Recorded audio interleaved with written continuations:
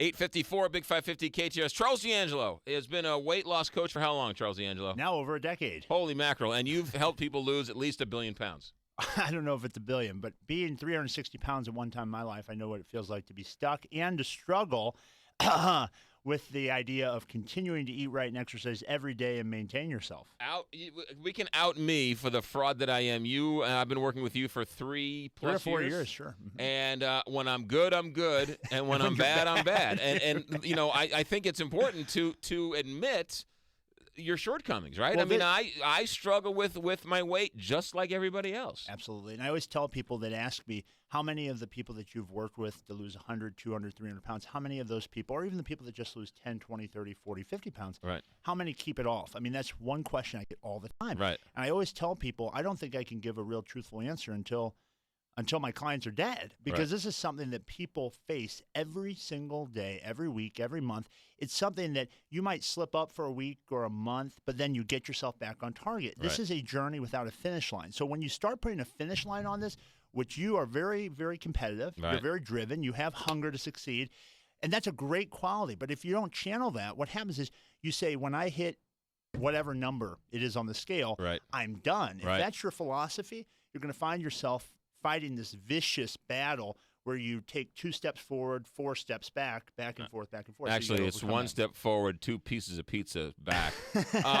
Ron Waterman, my good friend who worked with you, has the Cardinals has kept it off for now years. 3 years. Yeah, I mean, the guy looks fantastic. And people that do that are keeping in place what I call the 3-legged stool philosophy. That is, they're making sure that their healthy foods are constant, that they never put themselves in a situation where they don't have the things they need. They have access to what they need when they need it, and they're eating about every 2 to 3 hours. Secondly, the second leg is exercise, but we all know that. Right. Andrew and I, the producer, were just talking about how so many people either go wholeheartedly at the gym and they eat right, or they don't do anything. Or sometimes they'll do a little at the gym and not eat right at home, and they'll balance that out mentally.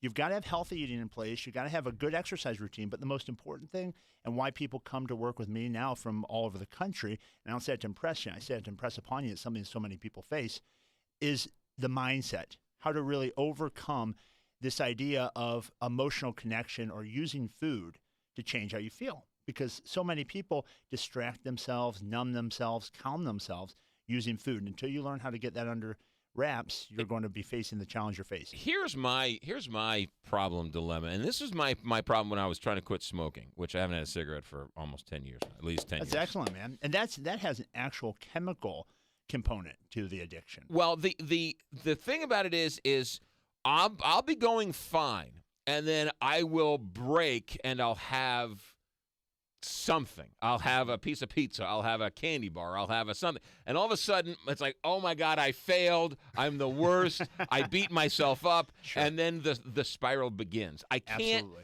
It's very hard for me to get back and say, you know what? That was a minor slip up. You were doing fine. Go back on I end up beating myself up more. And you have to keep in mind that self-talk that you're describing, because that narrative that's underpinning all of your behaviors is often what gets a person to get off of track in the first place. Right. They either leave the present moment by saying, I've done so well this week, what's just this one piece of pizza going to matter? Right.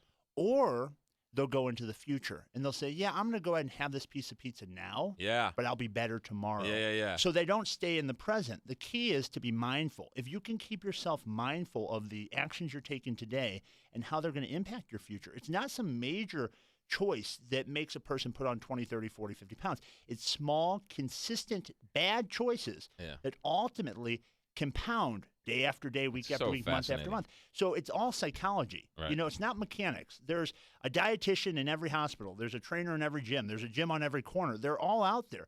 What really needs to be taken advantage of is how to take charge of your own mindset, and that's what I help people to do. I tell you what, Charles, I love you, I hate you, but I mean you're a fascinating individual, and I have the utmost respect for you. And thanks, man. This is not an endorsement. You're a friend. You're a guest on the show because everyone struggles with it. But I truly, highly recommend, if you want to try and lose weight, there's no better way than Charles D'Angelo. Well, thanks. And I want to say one thing that everyone needs to hear, and that's this. Get out of the cultural hypnosis that you can't have what you want. Do you know how many people come to tell me every day that their doctor said they're never going to be able to lose the weight? How many people have said their family says because of their history, Right. they're all overweight, they're never going to be able to be thin? That is a bunch of BS. Yeah. What I mean by that is there is nothing that's going to stop you aside from your own choices. And There's no mysticism about it. And there is nothing tastes as good As feeling as fit skinny feels. As It's just McGraw, as- that's his tagline every time I've been coming here for the last 3 years. Nothing tastes as good and as then we skinny talk feels. about white bread and how that's just like liquid sugar, right? I hear you.